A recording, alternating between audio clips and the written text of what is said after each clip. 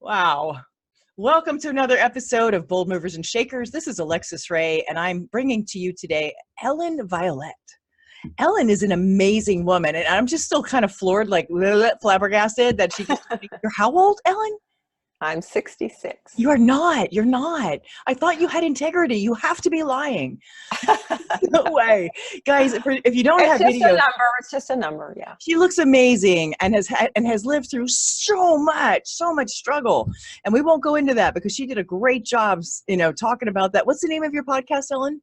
Books, Business, Abundance podcast. Books, Business, Abundance. And it's really good.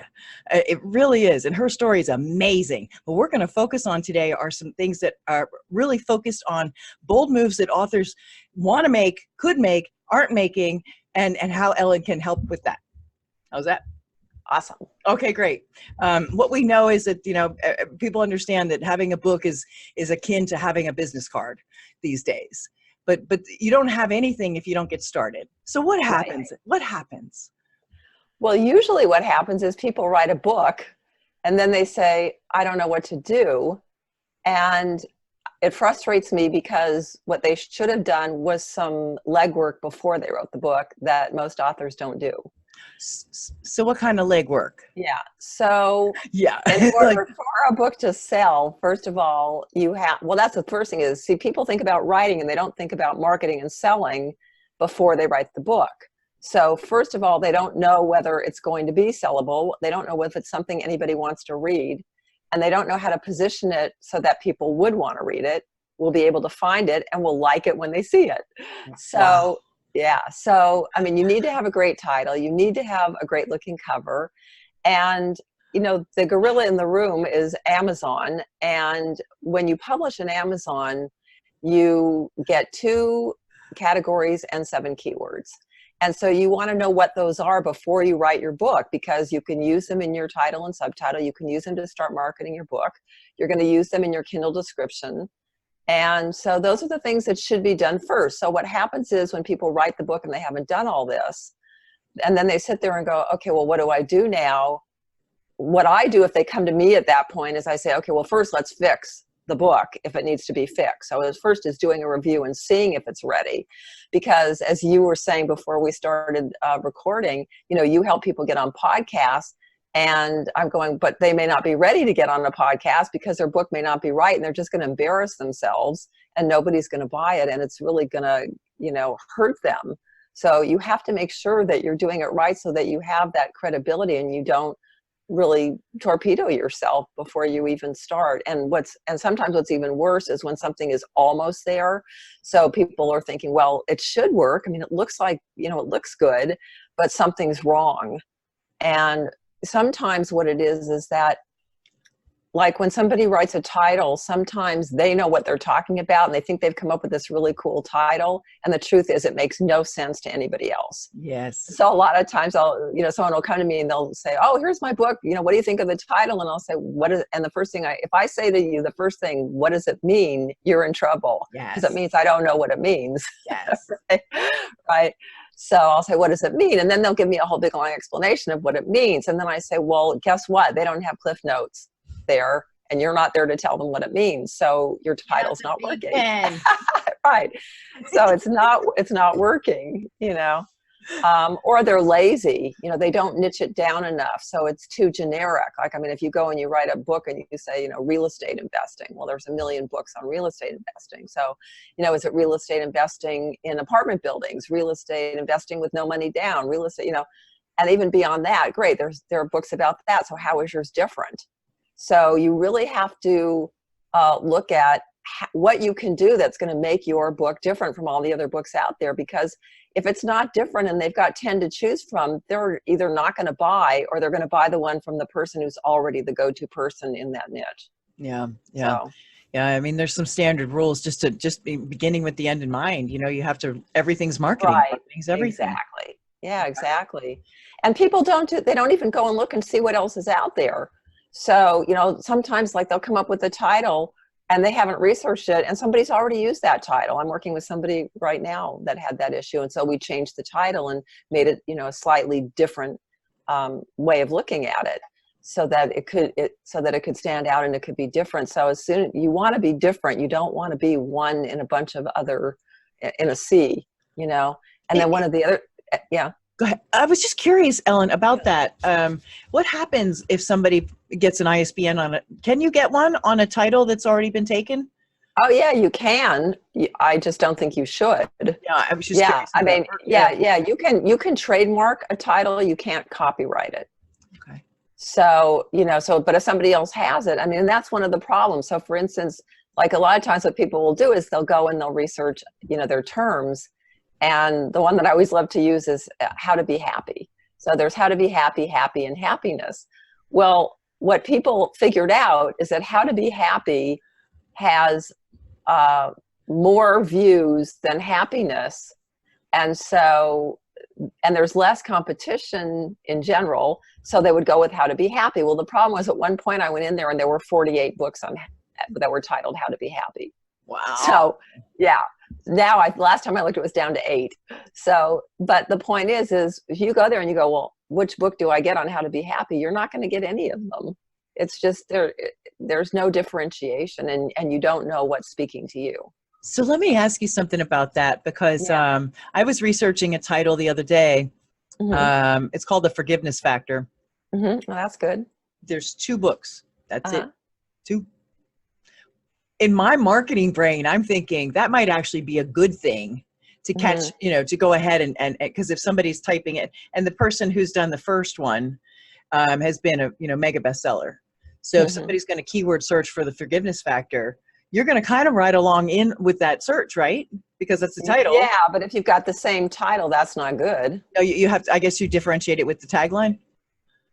You could, but I would prefer not to use that as the title then, especially when it's been a bestseller, because then people are looking for that book. They're not going to buy yours. Ah, so, okay. So it works against you. It's not. Yeah. It works for you when it's similar. It works against you when it's the same. Ah, gotcha. Yeah. So there's creativity required. Absolutely. And that's the other thing that I always tell people when they're disappointed because they came up with a title and they're so hooked on it. Yeah. And then I tell them, guess what? It's taken. And then they don't want to let it go. And I say, well, guess what? You know, this forces you to be more creative, you know, and it's not only the title. What about the domain name? You know, because now that other person has a domain name, you start marketing and they're going to go to the other person's domain. So it's that is actually, I'm sorry, that is my first go-to, Ellen, is I always go get the domain first. Yeah, good. Standard, yeah. Like I have like 20 of them. Yeah. But I have like, I don't know. At one point, I think I had 600. I don't know. Holy crap. Not anymore, but at one point. Wow. Yeah. Wow. Yeah. Well, you know, people don't realize, you know, you want to have those unique domain names for a landing page or for, you know, when you're on a show, you know, write a book in 2 minutes.com. You know, it's not going to be your website, but it'd be a great landing page when you're on a newscast or whatever. Right. Remember that, or a podcast. Right. Yeah. Everything's marketing, and marketing's everything. Yep. So what do you do with the gal that has said, here it is, and now what? They haven't done their homework. Can that be? Yeah. That's what I do is I say, okay, well, first we have to go do what you should have done first. And then I walk them through it. So now they know going forward, they'll never do it that way again. And then once we've done that, we see, you know, if we have to fix something or not. I had one woman come to me and she'd written a book about the afterlife and she thought she'd written a book about death. So she had the wrong keyword because death was in her title, and we were able to just change that word to afterlife. I don't remember the exact title now. But, you know, but that was an easy one. Other ones, it's like, no, you just got to scrap this. It's just not working. Yeah. You know? Yeah. I remember I have a really good client. I don't know if he wants me to share it though, but I'm going to share it anyway. He loves me. I think the original title was Rising in America. And I was like, huh? Because the book is about well, I won't say, but the book is about how to take your idea, you know, how to patent your idea. Oh, and take it to market. So yeah, but it was like, I go, where did that come from? And he was like, well, you know, learning how to have your own, you know, awakening and something like that. It didn't make any sense to me at all. But anyway, so I mean, that's what I'm saying is that sometimes people get something in their mind and it's so off. It's like nobody would ever know but them. And then other times they're just slightly off. I mean, I have one client whose book was something like, I think it was called The Company You Keep. And, you know, what I do when I talk to people is I listen, you know, as they tell me what their book's about. And I said, oh, it's friend power. And she went, oh my God, you know, and so she called it friend power. And they sold like 4,000 books her first weekend. And she said, you know, so many people said to her, they bought the book because of the title. And the title is, writing titles is one of my superpowers because I come from the music business and writing hooks, and hooks are titles. So it's just something I've been doing my whole pretty much adult life. So yes, I'm the tagline queen. So nice to meet you. Hey. Yeah. Yeah, it's just some of us have it. Hey, not everybody can, but there's so much value. Yeah.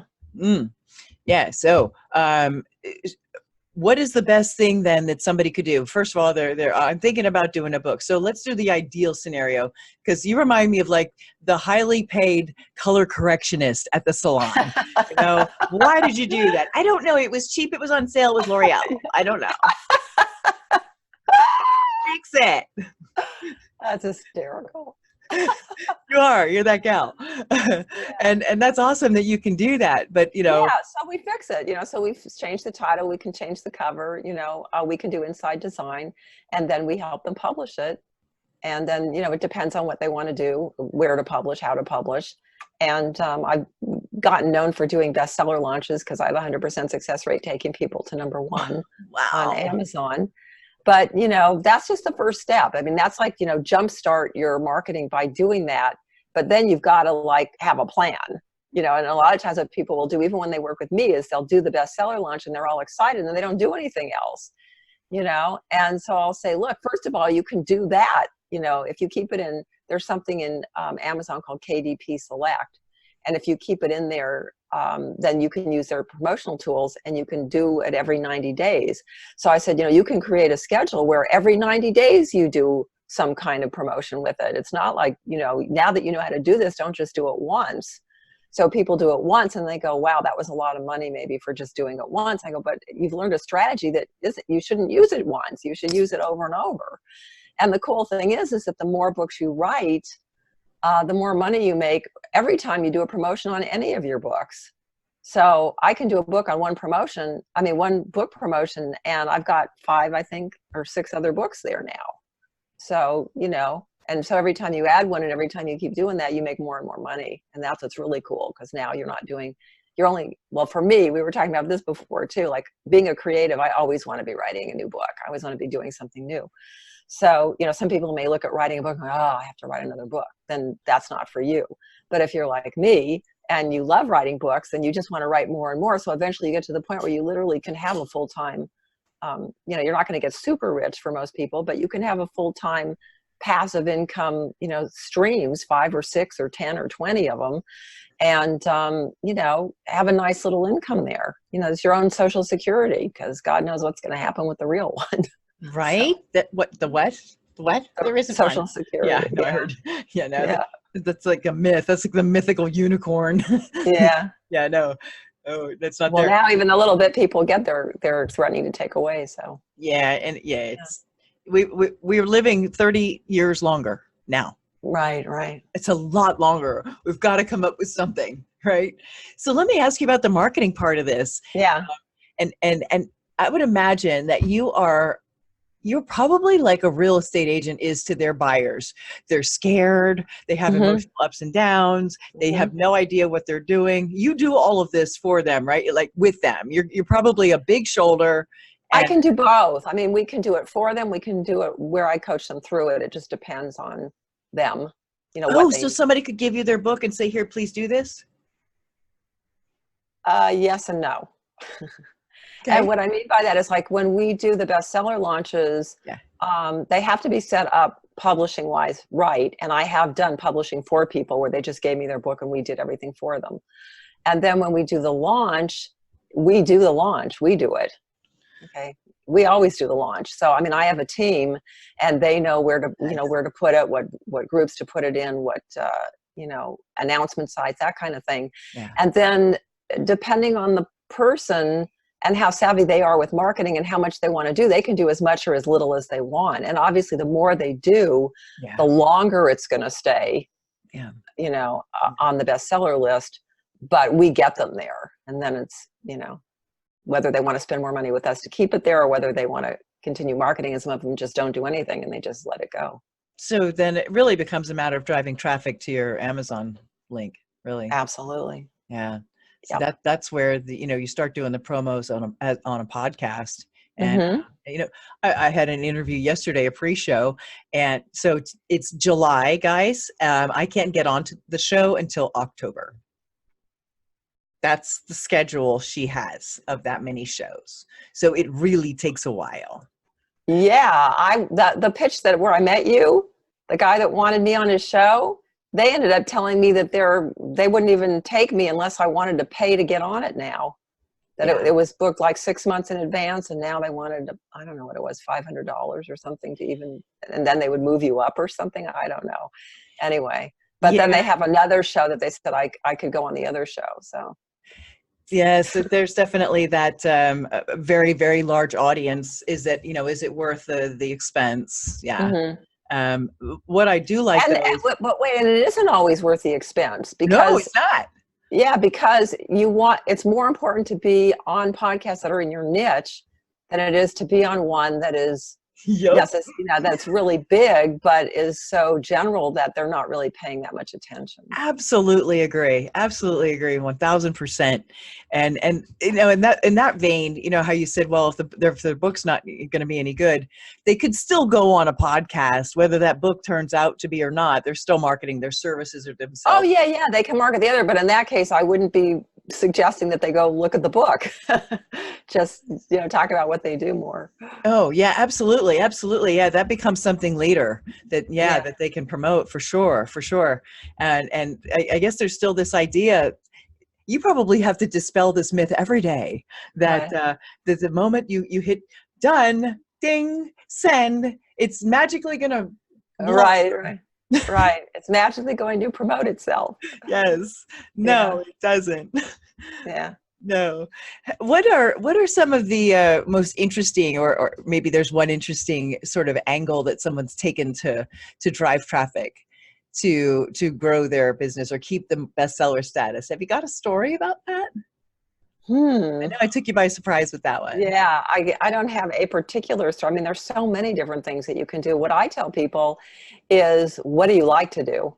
Because if you don't like it, you're not going to do it, over and over. I mean, this is what we were also talking about. When you're a creative and you don't like doing the same thing over and over, there has to be some part of it that you love to keep you going. We were talking about, like, I have my own podcast and I have to stay on a schedule, and staying on schedule is hard for me. I mean, I come from the music business where my schedule was a 3-minute song.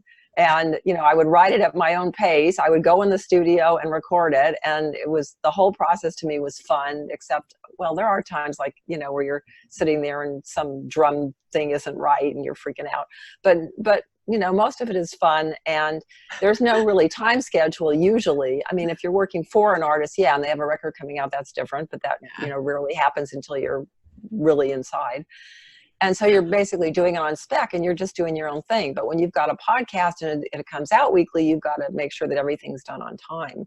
Yeah. So why did I say that? I've completely forgotten what I don't know, but I know why. Because I was saying is, so you have to love what you're doing. And I love my podcast. I love talking. I love doing, shows like this. Yes. So I'm willing to do the other stuff because I want what it's going to give me, and I enjoy the actual podcast.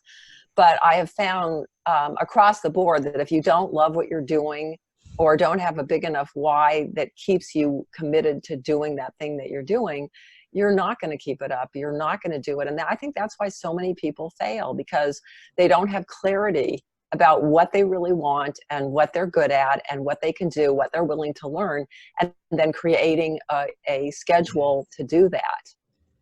Yeah. So, when I work with people, it's not just writing a book, it's really figuring out what, clarity. What is it you love to do? What is your passion? What are going to be the best ways for us to help you market your book?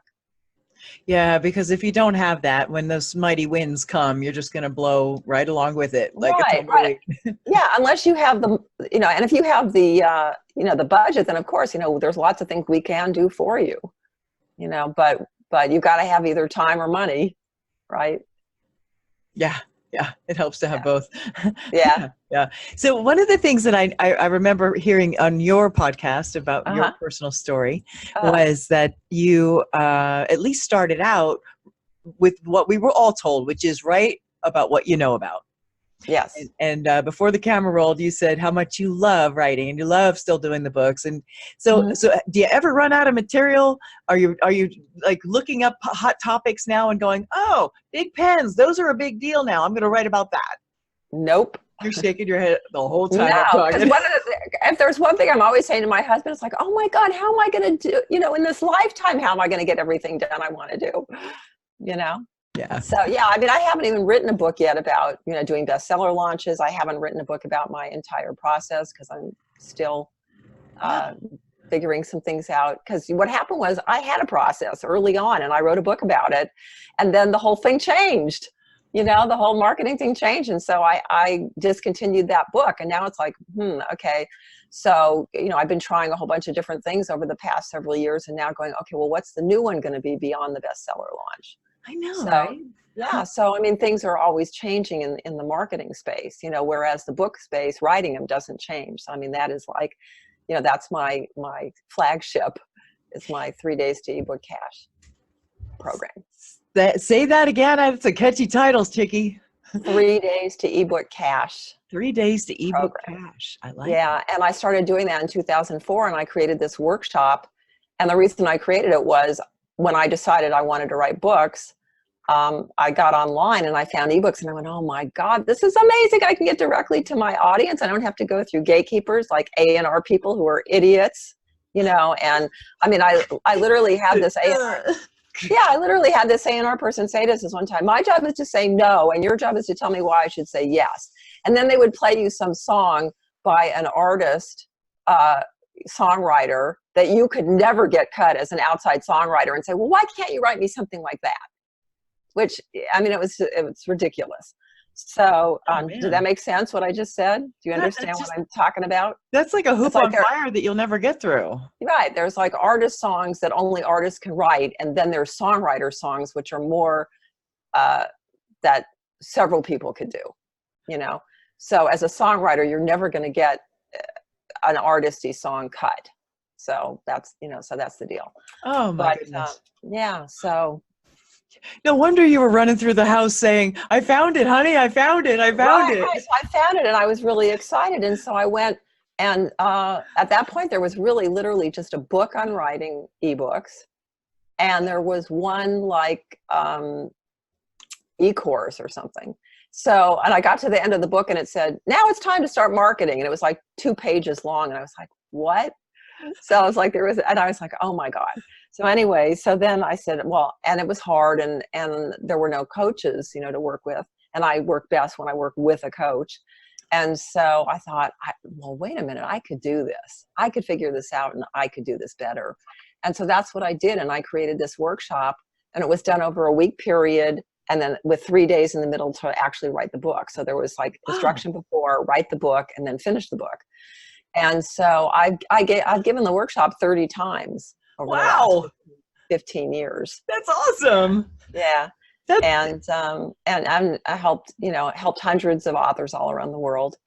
And yeah, so that's how I got into it. But it was like, there's got to be a better way. And that's really one of the best ways to write books is to go, there's got to be a better way to do this. I can do this better. Okay, this is what I'm going to write about. Or, but first what people should do is test it, test it, tweak it, get it to where it's really tight and, and then write your book about it. What a lot of people do is they don't really test. They just come up with some theory and then they write it. And then when people don't get the results, then they're angry, but they didn't put it through the test. I mean, it's like drugs go through tests, foods, go through tests. I mean, you got to test your stuff.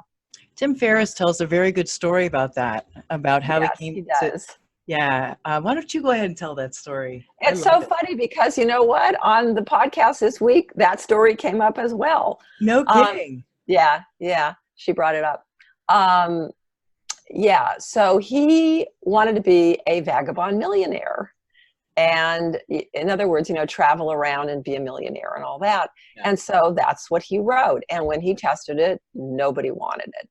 So he started doing the testing and the marketing, and it became the 4-hour work week.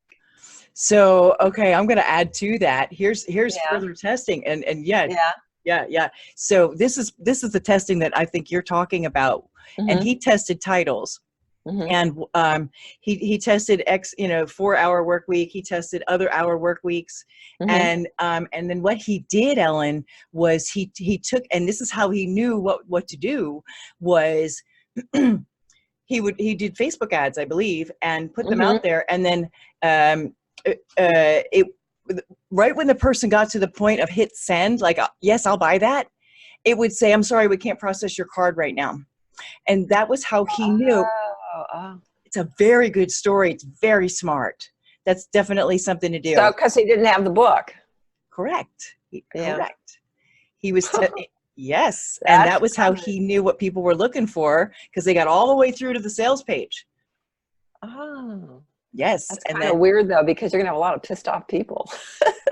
it just said, sorry, the system's down. And we'll Yeah. contact you when it comes back As up. long as they had their information. Yeah. Sure. They had all their Oh, information. yeah. They were ready to Okay. buy it. Okay. Yeah. Like, how smart is that, right? Yeah. Use that. I think that's just Well, the brilliant. way that would work is if you have a lead magnet, and so you got their information before they got to the sales page. Because if you just have them going to a sales page, they wouldn't be putting their information in until they were buying. So you got to make sure you set it up right. Well, he found that the lead magnets were working. It just, Yeah. people were curious. It's just, which one was actually, did they actually get to the point where I'm doing it. I'm doing it. Here's my credit Right. card, Right. because as a marketer, I will save landing pages. I will save Oh, lead I do too. I do too. right? Yeah. So yeah, it's like, oh, that was cool. I'm gonna save that one. I just lost Email. all of my bookmarks, all of them for the last year and a half. I redid Chrome last night, and all of those Oh are gone. no. All of them. Like, do you know how to fix that? We'll talk about after the show. Oh my God. I just lost, so much. Ah. But anyway, it's all about the marketing, and marketing is everything. And then, so let me ask you something then about how somebody actually gets started. Do you have a template? Do you have a thing that they do? Does an ebook have a minimum number that pages that they should do? Or Yeah, no. Here's the thing about, and that's another question that gets asked a lot, is how long should my book be? It should be as long as it needs to be to say what you need to say. But having said that, if you have a book that's 500 pages, maybe it's more than one book, right? right? And if you have a book that's 20 or 30 pages, you better really be saying something worth noting. So, for instance, I have a book called, what is it called? Turn Your Book into $10,000 Clients. And it's 30 pages. And it is based on 10 years of experience. And I basically condense that down into really just it's like if you have, just the essence of something. Yeah. And it gets all 5-star reviews. The bad part about it is that it's not a book because it's not long enough. So if you want a physical book, it has to be 46 pages. Is my understanding. I think it's 46. I don't know. Most of mine are bigger than that, but yeah, that one is only 30 pages, and then it becomes what's called a Kindle short read. And does that have the same system if somebody wants to do like a bunch of those, like crank out? You can do that. You can do that. Mm-hmm. Yeah. Make a little business at it. Mm-hmm. Back in the day, Ellen, I was the one who bought a kit from Brad Richdale, and Brad Richdale was the first guy to teach us through classified advertising, because the internet didn't exist yet, and Right. we were placing classified ads and selling special reports. That's where I got my first start. And yes, and basically it was like, go do some research that other people don't want to do and write about it and then sell it. I was like, okay, I can do that. I'll be right back. Because it really did, like you said in your in your show on your podcast, that it really, you have to have an interest in it. Yeah, you do. I mean, because every time I would get to the point where I didn't love what I was doing, things would just start falling apart. Yes. That's every time. And on one of my podcasts, I actually did interview Stephanie Scheller Dupre, who's the one who we did Friend Power with. And she said she had, I think it was 4 different businesses that all failed until she found the one that she was passionate about. And I went, yeah, it doesn't surprise me. Yeah, you know, and that's the other thing, you know, like you go on all these calls, and I did this. I mean, when I started, there was a course called Teleseminar Secrets, and thank God for Alex Mandosian who taught it, because I mean, I got a really fast start and I started making money right away because of him and because of that course. But at some point I got to the point where it's like, oh my God, am I going to have to do this forever? You know, so it was like, I didn't think about what the long-term ramifications were of that, or what the business model was going to be. And after, you know, a decade of doing that, I was like, whoa, I'm so tired of product launches and, you know, just some of the things I was doing. And then it was like, okay, well, what else would I do with my life? And it was like, there's nothing else I want to do. Okay, so then I need to change how I'm doing it. So one of the things I always say to people is that it's like, you know, you really have to get clear and ask yourself, do you hate what you're doing, or do you hate how you're doing it? Oh. You know, because sometimes it's not that you want to get out of that field, you just don't want to do it the way you're doing it. And there's so many ways to do it online. It's ridiculous. Well, you couldn't, honestly, there couldn't, with your background, a person couldn't do any better than to work with you. Oh, thank you. I genuinely mean that. You know, you're an award-winning writer, and you've got so much experience, and it's current, and you know, it's so impressive, because thank you. You really, really are, Ellen. You really, really are. You're a shining star in the sky of so many people with the bugle in front of their mouth, but you're in it, you're doing it, and you've been doing it for a long time, and you're current. Because as quickly as things change, girl, that you can keep your hand on that pulse. Well, and luckily, like I was saying, you know, people like me, I mean, I like change. So, you know, so I'm always going to be looking for what's happening and what's going, you know, some people are like the opposite. They're like, okay, this is it, you know, and they don't budge. Egads. I can't imagine. Like, that makes me I know. I know, but you know, that's the whole thing. It depends on your personality. It depends on, you know, who you are. But I think entrepreneurs are generally like that anyway. I mean, we love to learn, you know? Yeah.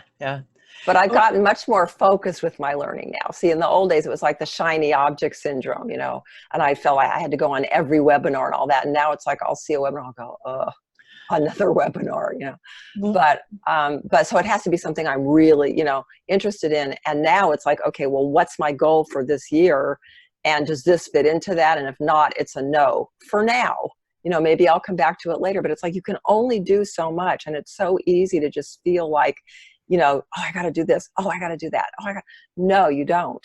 You know, you don't have to. You do a couple things and you do them well and you do them consistently and you get there.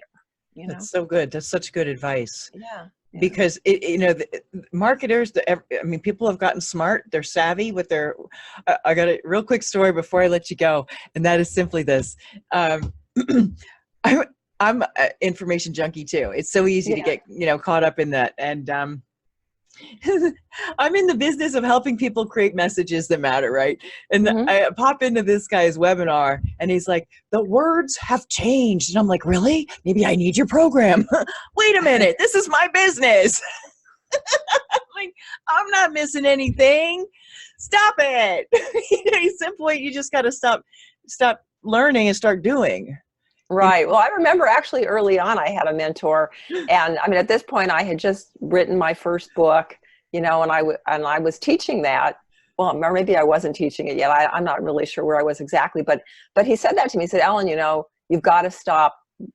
Well, not just stop learning, but he was saying you've got to start teaching. You know enough to start teaching. There you go. And you only have to be one step ahead of other people. The problem with that is, though, but here's the problem with that.